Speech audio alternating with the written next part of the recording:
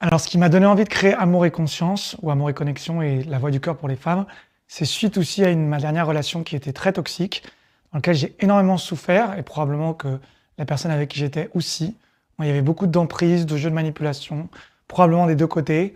Je trouve on était dans une incompréhension totale l'un de l'autre, de nos besoins. Chaque fois, on pouvait remettre la faute sur l'autre. Chaque fois, on appuyait sur les blessures l'un de l'autre. Et pour moi, la plupart des couples n'ont aucune conscience ni de leurs besoins, ni de la façon dont les exprimer, ni même de comment l'autre réveille des blessures chez nous. On pourrait dire que cette relation m'a fait énormément travailler sur mes blessures, mais que, contrairement à ce qu'on peut penser, c'est pas avec l'autre qu'on travaille, c'est aussi avec soi-même ou avec un thérapeute. L'autre active nos blessures, mais ne les guérit pas. C'est à nous de les guérir ensuite. Et c'est vraiment ce que j'ai pu voir parce que à travers cette relation, ça faisait beaucoup d'écho sur mon passé, notamment avec mes parents, ma mère, mon petit frère et les enfants, puisque cette femme avec qui j'étais avait des enfants. Et la façon dont les enfants aussi subissaient un petit peu ces ruptures, ces séparations, ça me ramenait au petit Raphaël qui avait subi aussi la séparation de ses parents. Et ça, c'était un gros travail pour moi en thérapie. Et aussi de sortir de ce qu'on entend partout, comme quoi l'autre est quelqu'un de toxique, comme quoi l'autre c'est la faute de l'autre, qu'il faut juste trouver quelqu'un qui nous correspond. Parce que ça marche pas du tout ça. Tant qu'on n'a pas guéri soi-même ce qu'il y a à l'intérieur, on peut faire autant de relations qu'on veut, rencontrer autant d'hommes qu'on veut ou de femmes qu'on veut. Ça change absolument rien au problème de fond, qui est d'aller voir en soi qu'est-ce que l'autre active en nous, et ensuite d'aller guérir ou transformer ce qu'il y a besoin de transformer à l'intérieur de nous. Est-ce que tu peux me parler, là, ce que tu viens d'apprendre, tu l'as appris avec ta dernière relation, est-ce que tu peux continuer là-dessus et parler d'un moment où tu as eu des déclic avec cette relation sur cette histoire de miroir? Moi, j'ai eu un gros déclic sur cette relation qui m'a permis de sortir de l'emprise, surtout à la fin où bon, la dernière fois, on s'est remis ensemble puisqu'on s'est séparés une dizaine de fois. C'était que j'avais un coach qui m'a accompagné à faire des jeux de rôle. Et moi, je fais aussi du théâtre d'improvisation. C'est un des outils dont je n'ai pas parlé dans la vidéo outils. Et il m'a permis de jouer, parce que je faisais du stand-up à l'époque, les personnages que je jouais, puisqu'on joue toujours un personnage, dans la relation avec mon ex. Et je jouais notamment des personnages du beau-père idéal qui s'occupe bien des enfants, parce que ça me valorisait beaucoup dans mon ego de me dire que je m'occupais des enfants mieux que les pères, ou que j'étais moins un bon père, même si j'étais pas leur père. C'était un rôle dans lequel je m'enfermais énormément et qui me bloquait aussi dans la relation, parce que quand on veut absolument correspondre à un espèce de rôle parfait, on va accepter des choses qu'on ne devrait pas accepter pour garder son rôle.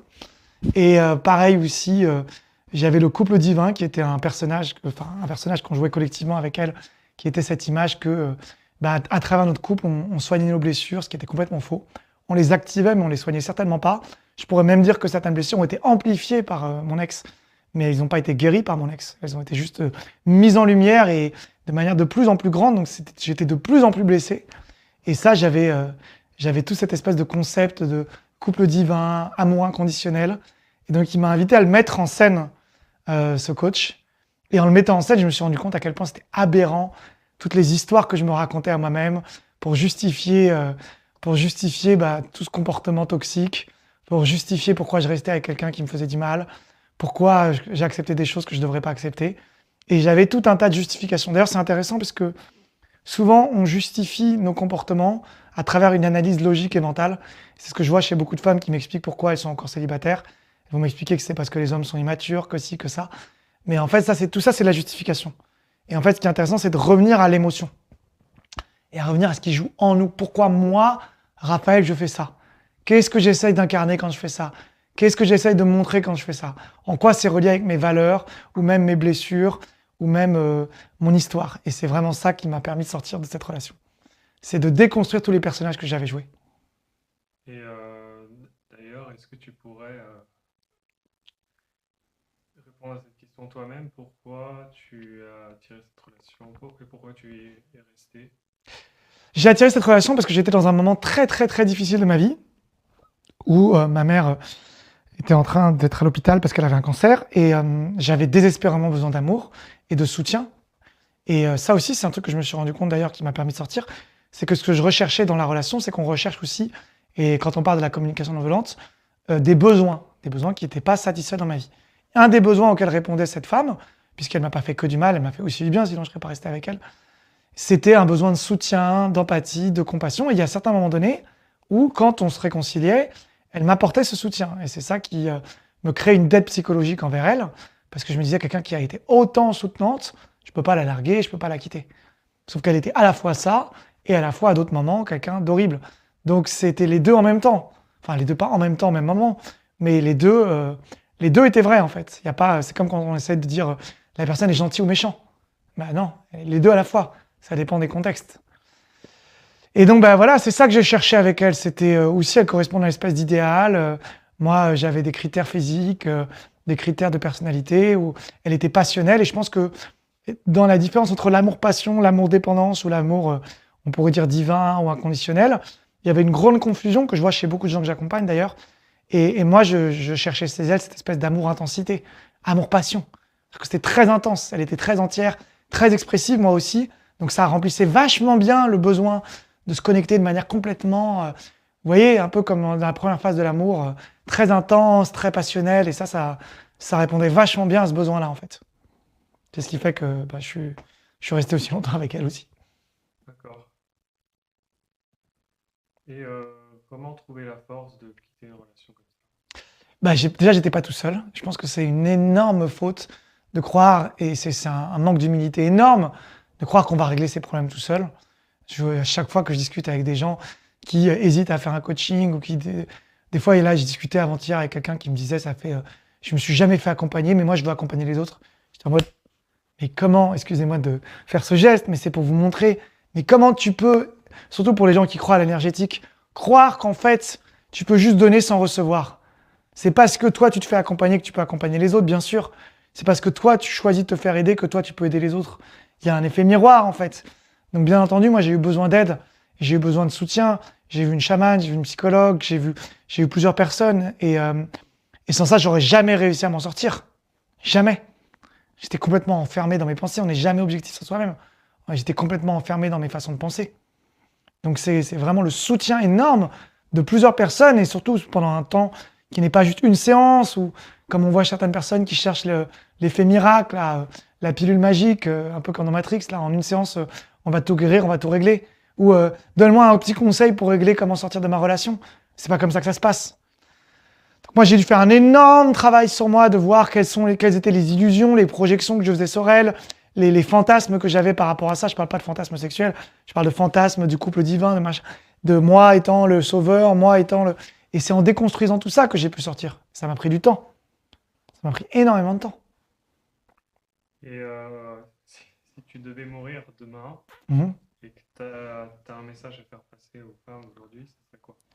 Ce que j'aurais à faire passer comme message déjà, et ça, c'est ce que j'arrête pas de le répéter, c'est très important, c'est que si vous avez des hommes qui commencent à construire et qui se barrent, si vous avez des mecs qui veulent juste du sexe avec vous, qui veulent pas construire, si vous avez des hommes qui vous manipulent selon vous, vous font du mal, etc., bien sûr que vous pourriez vous dire c'est pas les bons hommes, ou ces hommes-là doivent changer, mais le seul travail à faire, et c'est le seul et unique travail qu'il y a à faire, c'est sur vous-même, et sur ça je peux vous aider.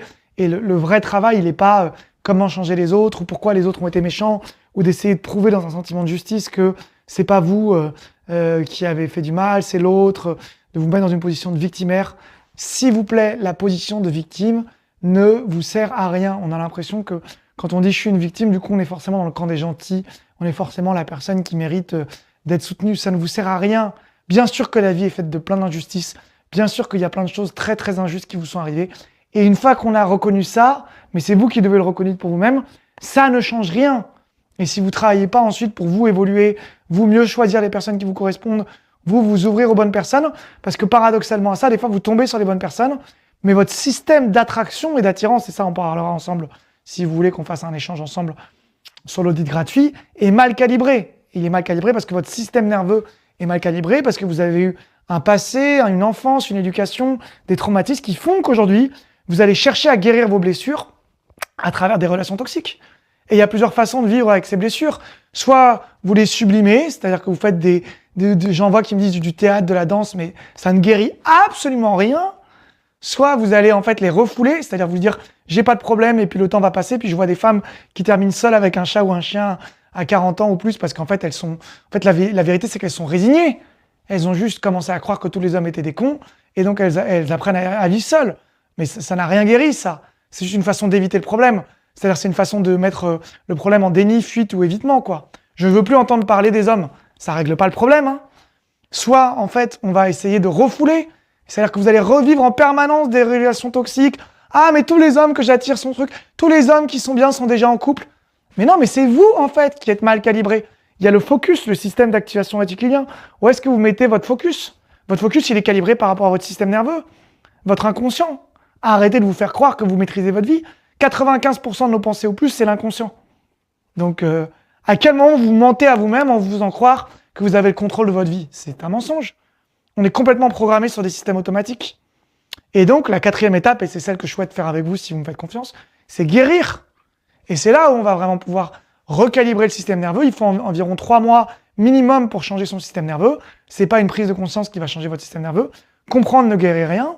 Même si vous avez tout compris ce que j'ai dit, ça ne va pas vous soigner. Ça ne va pas changer quoi que ce soit dans vos relations. C'est comme quelqu'un qui aurait peur des araignées ou peur du vide. Bah, tant qu'il n'est pas proche d'un précipice, tout va bien.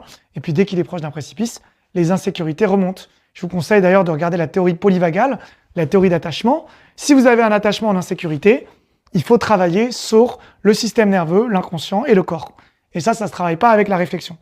Arrêtez les analyses sans fin, arrêtez de répéter à tout le monde votre histoire 1 million de fois. J'en vois des fois quand j'ai un appel qui me racontent toute leur histoire de A à Z. Je vous écoute, mais c'est pas votre histoire ou le fait de connaître votre histoire ou de comprendre votre histoire qui va vous permettre d'avoir une relation saine. Donc si vous avez envie d'avoir une nouvelle méthode différente de ce que vous avez déjà fait, qui n'est pas de la psychothérapie, pas de l'analyse, pas de la réflexion, pas des concepts de psychologie, etc. sur les relations toxiques, prenez un appel avec un audit gratuit avec moi et je serai ravi de vous enseigner un petit peu ce que je vous propose à la Voix du Cœur et déjà de vous expliquer comment ça fonctionne.